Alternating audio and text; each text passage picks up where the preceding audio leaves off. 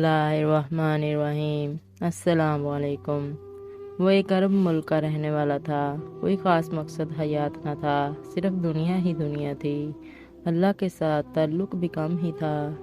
کتنی مدت سے مسجد جانا گوارا نہیں ہوا، نہ ہی اللہ کے سامنے سجدہ کیا۔ وہ برے دوستوں کے ہمراہ شام سے صبح تک بیکار کاموں میں مشغول رہتا۔ نیک اور وفادار بیوی نے اپنے شوہر کو سمجھانے بجانے اور صحیح راستے کی طرف لانے کی بہت کوششیں کی، مگر بے فائدہ ثابت ہوئیں۔ ایک مرتبہ وہ اپنے دوستوں کے ساتھ شب بیداری کرنے کے بعد 3 بجے گھر واپس آیا۔ دیکھا اس کی بیوی اور بچی دونوں گہری نیند میں سو رہے ہیں۔ نیند اس سے کوسوں دور تھی۔ وہ انہیں بستر پر ہی چھوڑ کر دوسرے کمرے میں گیا اور فلموں اور بے حیائی کے کاموں میں مصروف ہو گیا۔ اچانک اس کا دروازہ کھلا اور 5 سالہ بیٹی باپ کے سامنے تھی۔ بیٹی نے باپ کی طرف انتہائی تعجب کے ساتھ حقارت آمیز نظروں سے دیکھا اور بولی، ابا جان، آپ کے لیے یہ نہایت معیوب بات ہے۔ آپ کو اللہ سے ڈرنا چاہیے۔ یہ جملہ بچی نے 3 بار دہرایا، پھر دروازہ بند کر کے چلی گئی۔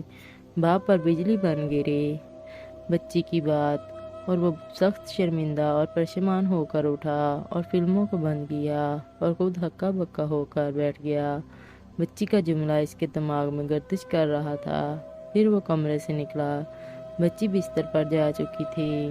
وہ حفاظ بختہ ہو گیا اور اس کی سمجھ میں نہیں آ رہا تھا اس وقت اس کو کون سی آفت نے آ گھیرا ہے۔ ساتھ ہی قریبی مسجد میں سے نکلنے والی اذان کی آواز اس کے کانوں میں ٹکرائی، جو ڈراؤنی رات کے سکوت کو توڑ رہی تھی۔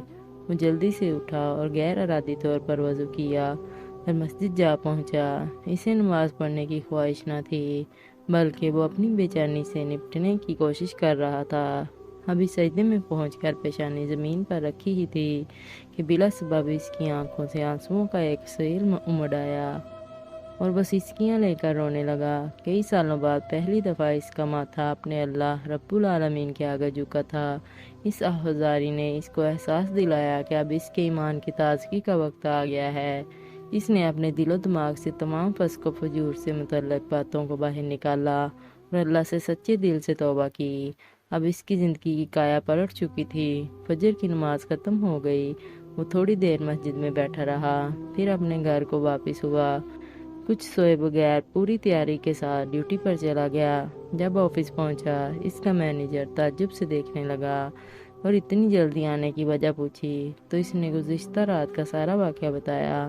مینیجر نے کہا، تم اس بات پر اللہ کا شکر ادا کرو کہ اللہ نے تمہیں ایسی معصوم بچی سے نوازا جس نے تمہیں ملک الموت کے آنے سے پہلے غفلت کی نیند سے بیدار کر دیا۔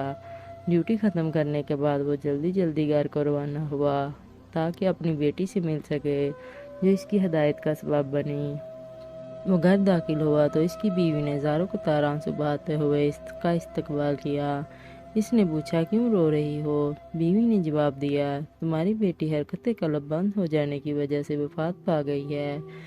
اس خبر کے صدمے نے باپ کے اوزان خطا کر دیے۔ وہ خود پر قابو نہ پا سکا اور چیخ چیخ کر رونے لگا۔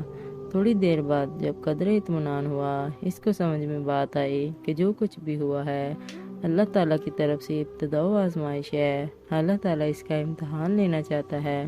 اس نے دوست کو فون کر کے بلایا۔ بچی کو غسل دیا گیا۔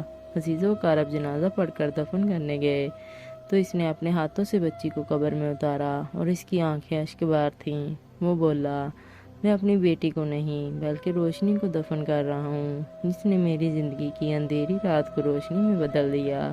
میں اس روشنی کو دفن کر رہا ہوں جس کی شعاعوں نے میری زندگی کی کایا پلٹ دی اور جو مجھے فسق و فجور کی تاریکیوں سے نکال کر ایمان و عمل کی دنیا میں لے آئی۔ سبحان اللہ۔